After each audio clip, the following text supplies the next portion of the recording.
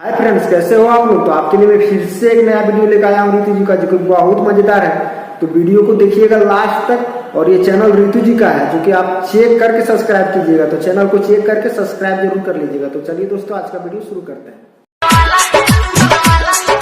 केकरा से कादो करबा बालू भौजी, केकरा से कादो करबा बालू भौजी, गुबो गुबो धान रोपाला जातानी ससुरा जानू बाए बाए बाए, जन करी हाँ हमरा खातिर हाय हाय हाय। जिए के परी तोहरा अब हमरा बिन, जिए के परी तोहरा अब हमरा बिन।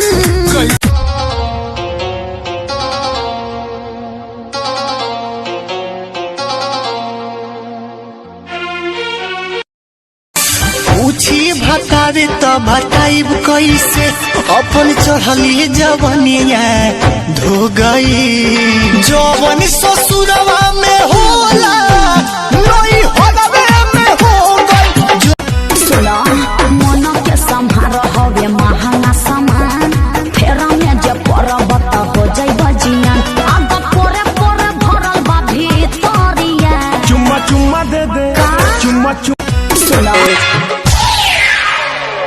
बनल बा बॉडी खेला कबड्डी, राजा नहीं चाहिए गड्डी।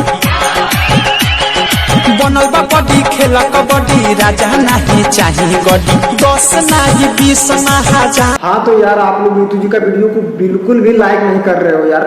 व्यूज तो बहुत चला जाता है, लेकिन आप लोग लाइक नहीं करते हो यार। वीडियो देखते हो तो लाइक कर दिया करो यार, बहुत मेहनत करती है भाभी। ना उठावा में हम उठाला लीला गा के, सुरह सिंगारवा से रूपावा सजा के, हम ससुरा में खूबे झमकाएंगे अपना राजा जी को। तो हाँ यार, आज का वीडियो बस इतना ही। वीडियो अच्छा लगा हो तो वीडियो को लाइक कर दीजिएगा, साथ में चैनल को जरूर सब्सक्राइब कर लीजिएगा यार। हम लोगों को बहुत मेहनत करना पड़ता है, तो यार चैनल को सब्सक्राइब कर लीजिए। तो चलिए बस आज का वीडियो बस इतना ही।